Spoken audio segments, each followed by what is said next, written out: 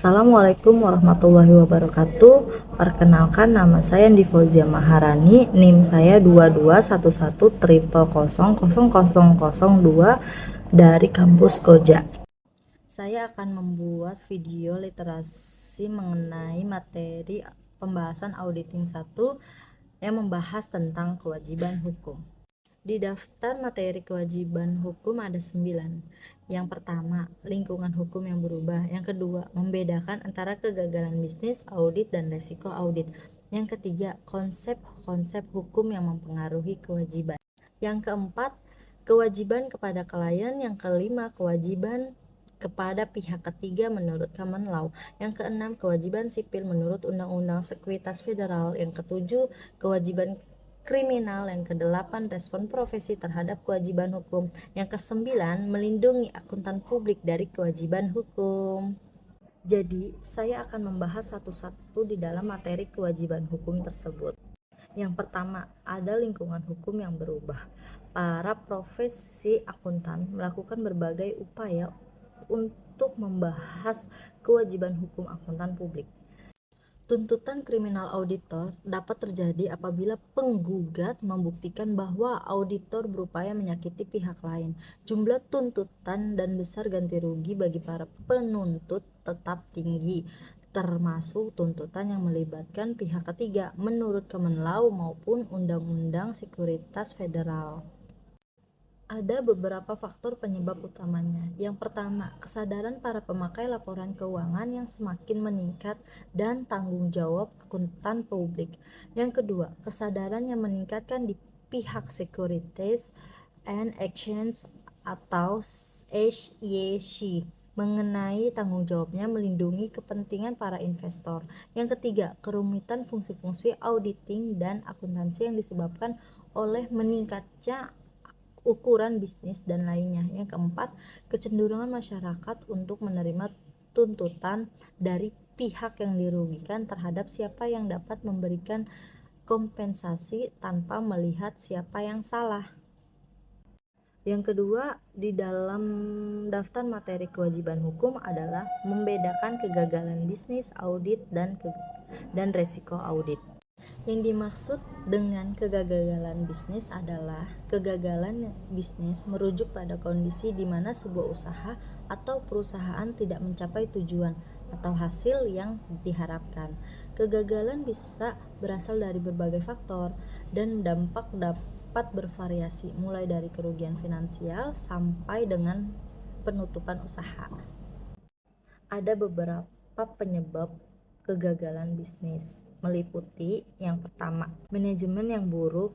Yang dimaksud manajemen yang buruk adalah kegagalan dalam merencanakan, mengorganisir, atau mengendalikan sumber daya perusahaan dapat menyebabkan masalah. Yang kedua, tidak memahami pasar. Yang dimaksud dengan tidak memahami pasar adalah tidak memahami kebutuhan atau preferensi yang dapat menyebabkan produk atau layanan yang tidak sesuai dengan permintaan.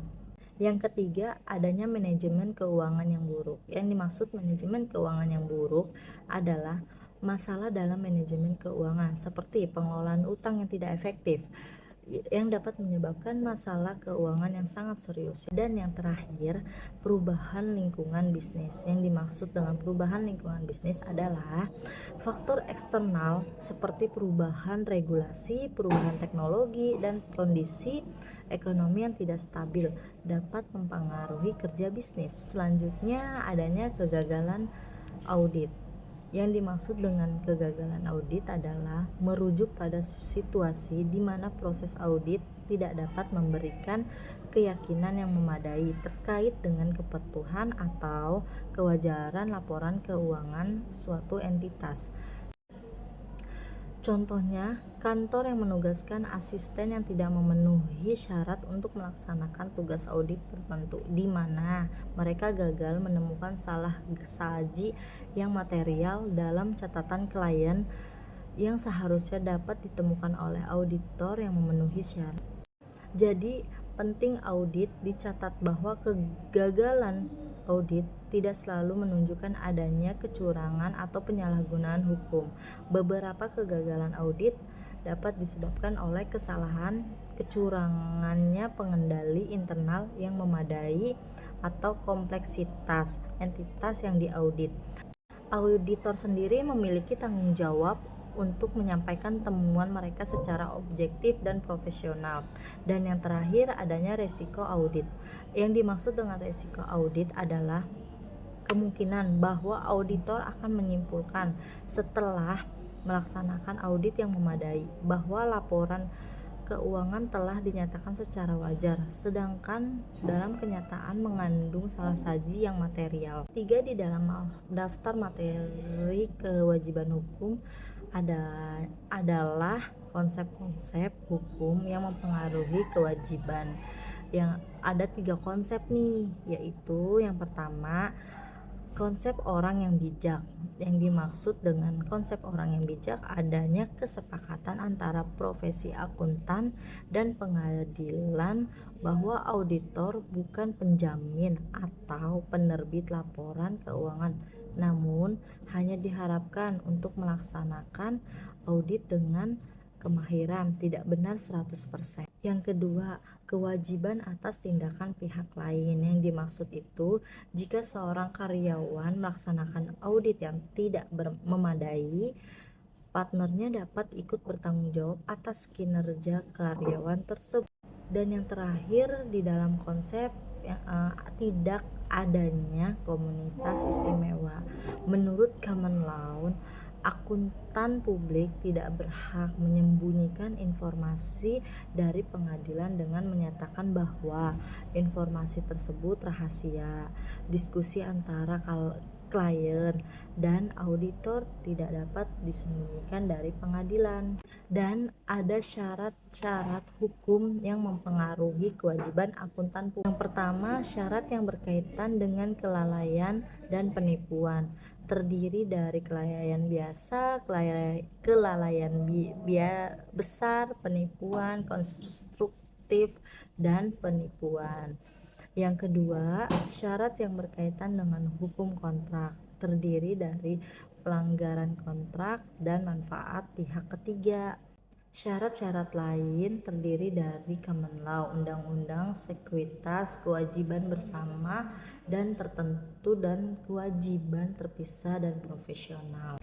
Yang keempat, di dalam materi kewajiban hukum adalah adanya kewajiban kepada klien. Sumber tuntutan hukum yang paling umum terhadap akuntan publik adalah dari klien.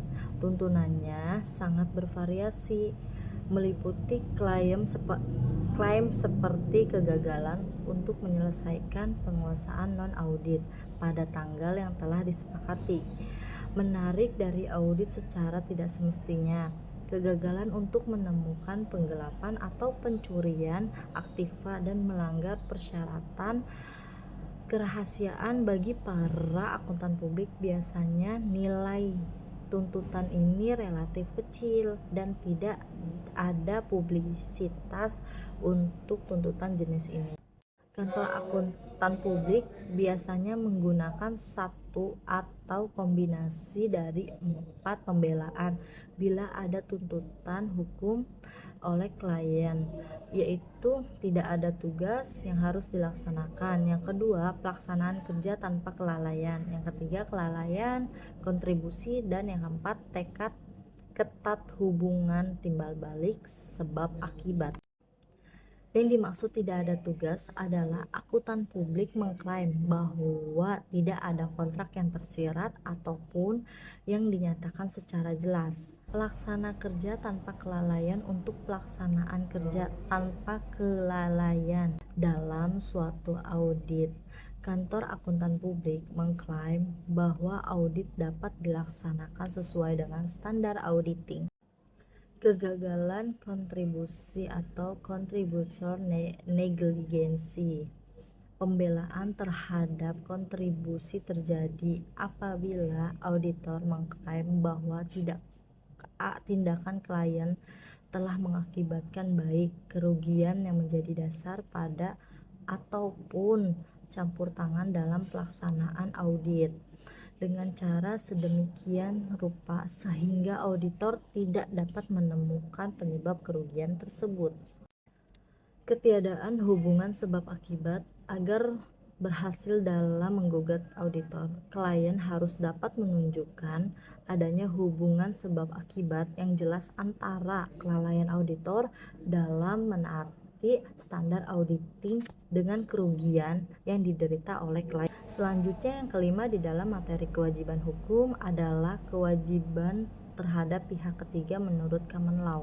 Jadi selain dituntut oleh klien, akuntan publik juga dapat memiliki kewajiban kepada pihak ketiga menurut common law.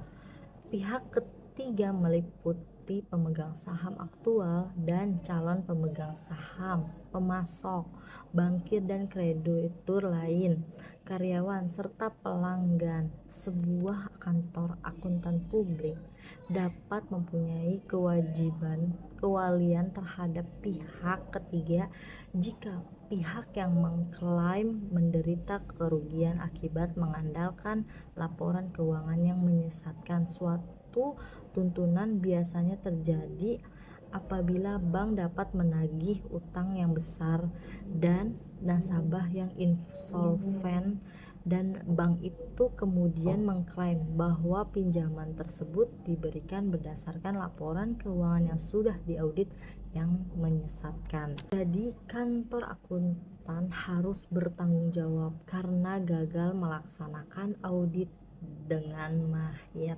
Selanjutnya, yang keenam di dalam materi kewajiban hukum adalah kewajiban sipil menurut UU Sekuritas Federal. Kewajiban hukum difungsikan sebagai perlindungan terhadap reputasi profesi yang mempunyai standar etis yang tertinggi, menyoroti konsekuensi yang dihadapi oleh para akuntan apabila pihak lain yakin bahwa mereka telah gagal memenuhi standar etis tersebut, dan menunjukkan bagaimana akuntan publik dapat dituntut secara hukum menyangkut jasa profesional yang mereka berikan. Di dalam Security Act tahun 1933 adalah undang-undang ini mengatur penawaran dan penjualan sekuritas. Pihak yang terlibat dalam penawaran atau penjualan sekuritas mungkin memiliki tanggung jawab untuk menyediakan informasi yang akurat dan tidak menyesatkan kepada investor. Securities Act of 1933 memiliki dua tujuan dasar. Yang pertama, mengharuskan investor menerima informasi keuangan dan informasi penting lainnya mengenai efek yang ditawarkan untuk penjualan publik.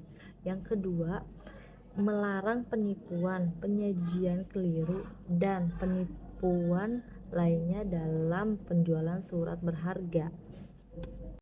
Dan di dalam Security Exchange Act tahun 1934 adalah undang-undang ini memberikan dasar untuk pembentukan dan pengaturan bursa efek.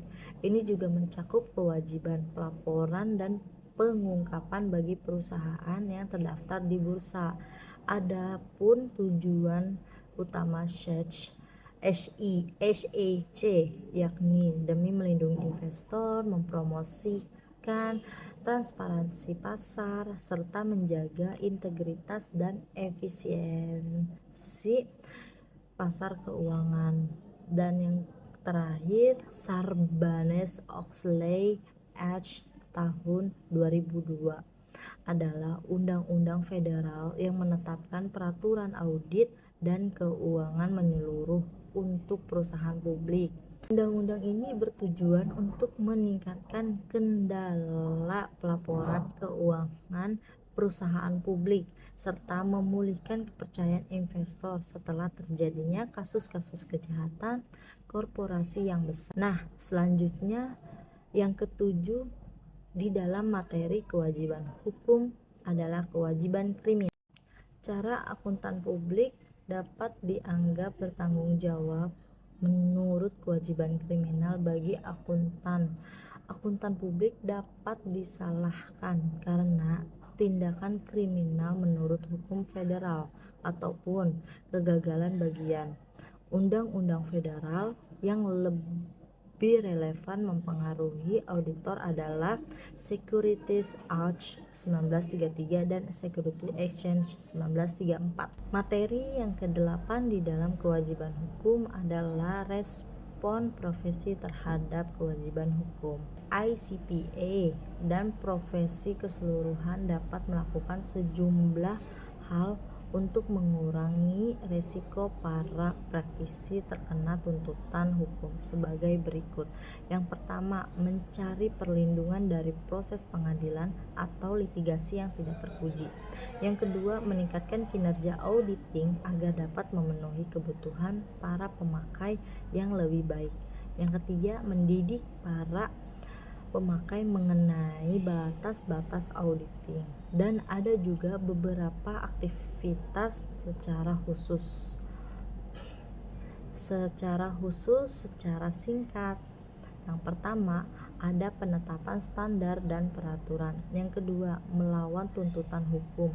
Yang ketiga, pendidik bagi pemakai pelapor keuangan. Yang keempat, memberi sanksi kepada anggota karena perilaku dan kinerja yang tidak pantas.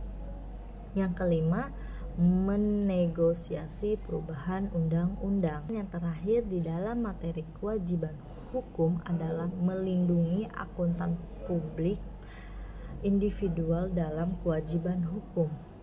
Seorang auditor yang berpraktik juga dapat mengambil tindakan tertentu untuk meminimalkan kewajibannya.